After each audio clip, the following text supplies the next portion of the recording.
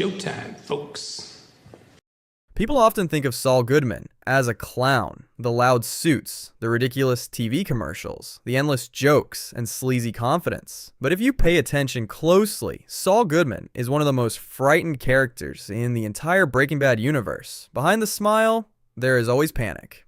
Behind the jokes, there is always calculation. Because Saul Goodman lives in a world where every mistake can get you killed. He works for drug dealers, he negotiates with cartel members, and he constantly surrounds himself with men far more powerful and far more dangerous than he is. Yet somehow, he survives. While kings of the criminal world like Gus Fring and ambitious masterminds like Walter White eventually fall, but Saul Goodman keeps running. And that raises an interesting question. Was Saul cowardly, or was fear actually the thing that kept him alive?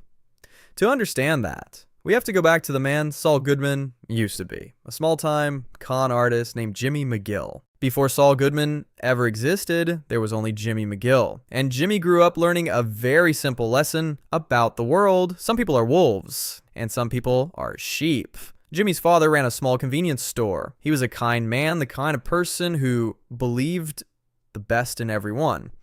If someone said they were short on money, he would let them take what they needed. If someone had a sad story, he would believe it. But the problem with seeing the good in everyone is that eventually someone will take advantage of it.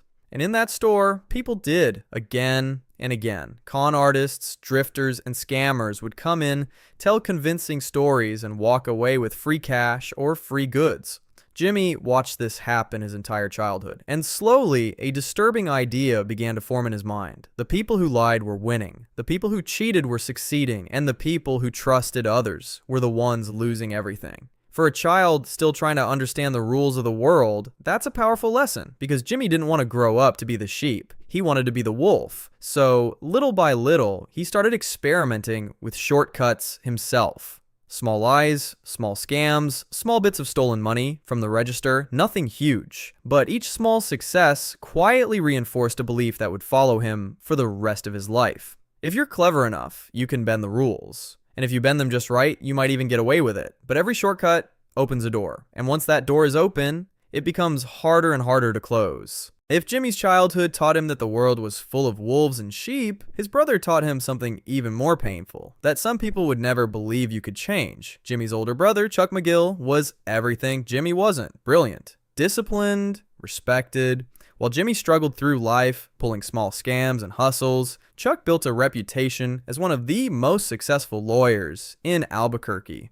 And from Chuck's perspective, the difference between them was simple. Chuck believed in rules. Jimmy believed in shortcuts. To Chuck, rules were what protected good people from chaos. Without them, the world would fall apart. But Jimmy had watched those rules fail his father. He had watched kind people get taken advantage of. So instead of respecting the system, Jimmy learned how to work around it. This difference slowly created a deep tension between the two brothers. Chuck didn't just see Jimmy as irresponsible. He saw him as dangerous, because in Chuck's eyes, Jimmy wasn't just someone who broke the rules. He was someone who enjoyed doing it. And over time, Jimmy's reputation began to grow. Small scams turned into bigger ones. Bars, fake accidents, cheap cons designed to squeeze money out of strangers. Eventually, he even earned a nickname, Slippin' Jimmy, a man who could talk his way out of anything, a man who could charm almost anyone, but also a man who couldn't stop bending the rules. And sooner or later, that lifestyle caught up with him, because one night, one scam went too far, Jimmy was arrested, and suddenly, the only person who could help him was the brother who believed he would never change. After his arrest, Jimmy McGill was given a second chance, and for the first time in his life, he genuinely tried to change. He left behind the scams, left behind the cheap tricks, and moved to Albuquerque to start over. At first, the change seemed almost unbelievable. Jimmy took a humble job in the mailroom of his brother's prestigious law firm, a place where everyone respected Chuck McGill. For Jimmy, this wasn't just a job, it was a chance to rebuild his life. Every day he worked there, he watched the lawyers walking through the halls, admired the way they were treated, the way people listened when they spoke. For the first time, Jimmy wanted something more than quick money. He wanted respect. So quietly, without telling anyone, he began studying law. Night after night.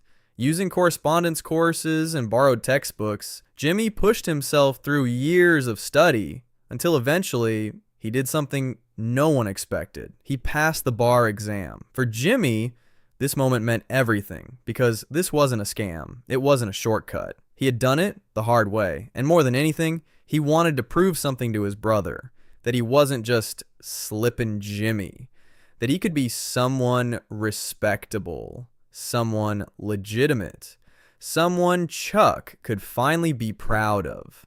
But what Jimmy didn't understand yet was that the biggest obstacle in his life wasn't the law. It was his brother's belief that Jimmy would always, eventually, fall back into the same patterns. And sometimes the most powerful thing shaping a person's future is the way others see them.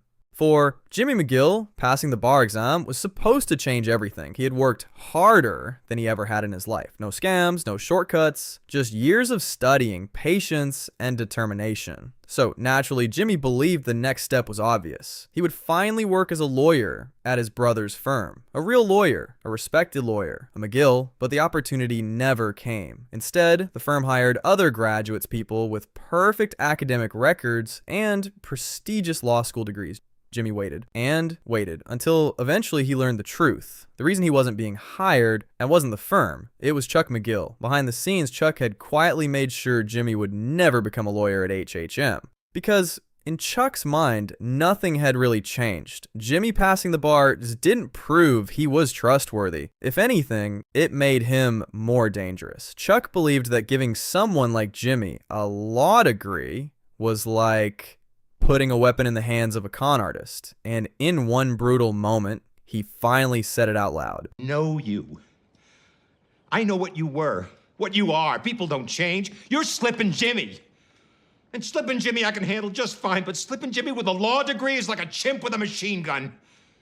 For Jimmy, those words cut deeper than anything else in his life, because the person whose respect he had spent years trying to earn had never believed in him at all. And this is where something inside Jimmy quietly breaks. Because when someone spends years trying to prove they can change, and the world still refuses to see them differently, eventually they stop trying.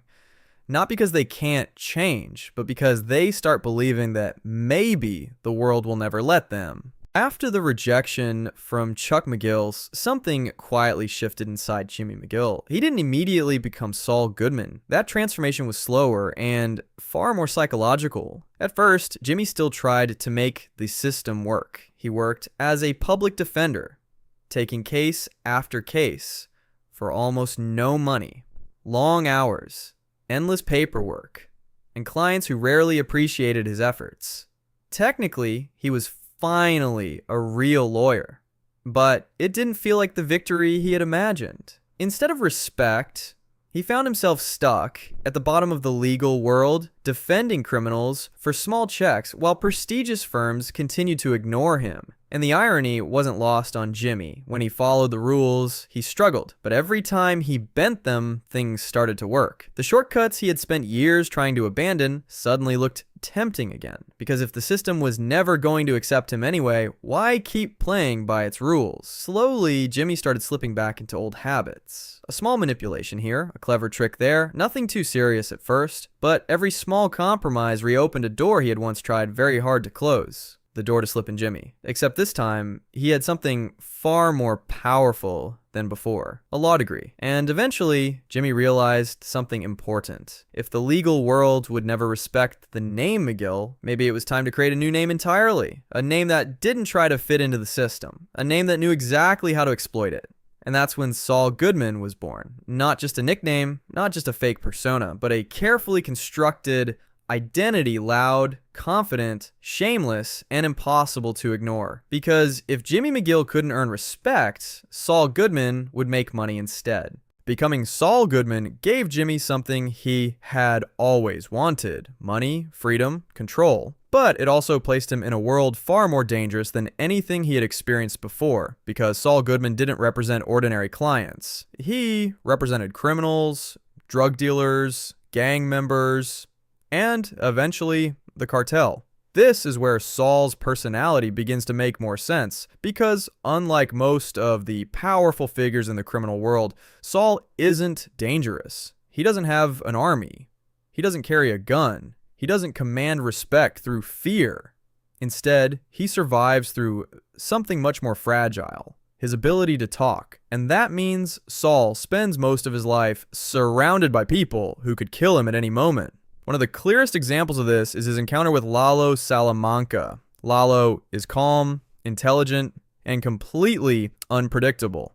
When Saul is forced to work for him, the situation quickly spirals into one of the most terrifying experiences of Jimmy's life. What begins as a simple task, picking up bail money in the desert, turns into a violent ambush that nearly gets him killed. For Jimmy, this moment is a shock to the system, because suddenly, the consequences of the world he has been flirting with for years become very real. This isn't a courtroom anymore. This is life and death. And Saul realizes something important. In this world, being clever isn't enough. You also have to survive. From this point on, fear becomes a constant companion in Saul's life. He jokes more, talks faster, acts more confident than ever. But beneath that performance, he's always calculating.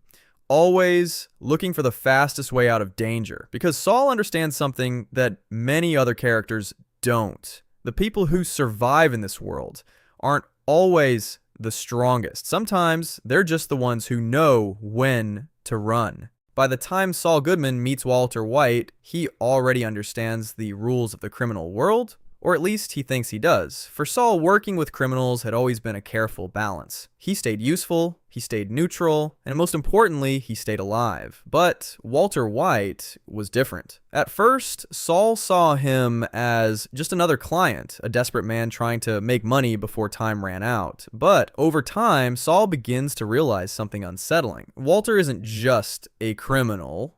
He's a man who refuses to stop. Every time a problem appears, Walter doesn't step back. He escalates. He destroys anyone standing in his way. And slowly, the entire world around them begins to collapse. Powerful figures like Gus Fring fall. Allies disappear, enemies multiply, and the deeper Walter sinks into chaos, the more dangerous it becomes for everyone around him, including Saul. By this point, Saul is no longer pretending to be fearless. He knows exactly what Walter is capable of. And more importantly, he knows that when everything eventually falls apart, people like Walter won't be the ones left to clean up the mess. People like Saul will, which is exactly what happens when Walter's empire collapses. Saul doesn't try to fight. He doesn't try to take control. Instead, he does what he has always done best. He runs, leaving behind Saul Goodman forever and disappearing into a quiet life under a new identity. A man named Gene Takovich, working in a shopping mall in Omaha.